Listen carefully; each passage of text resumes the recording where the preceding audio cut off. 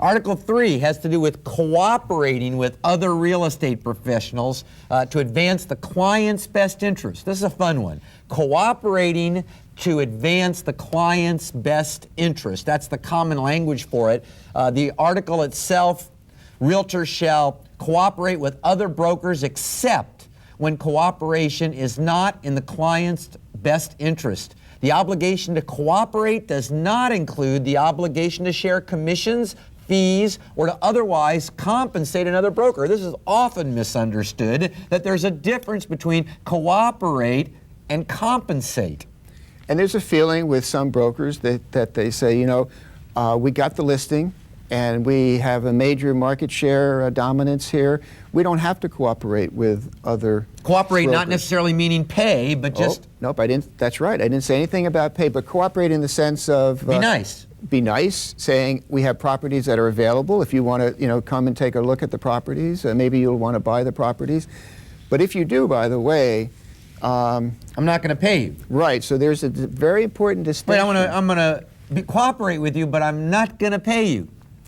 Cooperate in that we're going to let you show the property. Now maybe you can get paid from your buyer.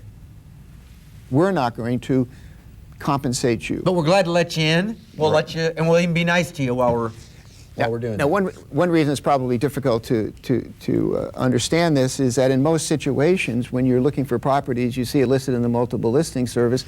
There, in addition to offer of cooperation, there is also an offer of compensation. There. So generally, cooperation and compensation, you get both of them. Generally, you do.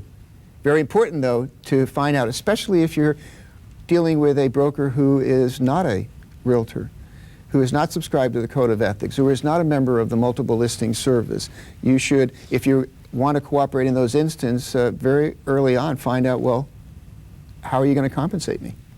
Standard of Practice 3-1, realtors acting as exclusive agents or brokers of sellers establish the terms and conditions of offers to cooperate. Unless expressly indicated in offers to cooperate, cooperating brokers may not assume that the offer of cooperation includes any offer of compensation. Terms of compensation, if any, shall be ascertained by cooperating brokers before beginning efforts to accept the offer of cooperation. Very important, once again. Often misunderstood. Yes, and often assumed that there would be an offer of cooperation and compensation. It's not necessarily the case. However, though, you mentioned with multiple listing services, that is generally the case. Well, that's the beauty of the multiple listing service, because you don't have to, in every instance, go and ask out, well, what's the offer of compensation? Because it is stated right there in the MLS. Actually, the MLS model rules make the MLS an offer of compensation. Correct. Right, a unilateral offer of compensation.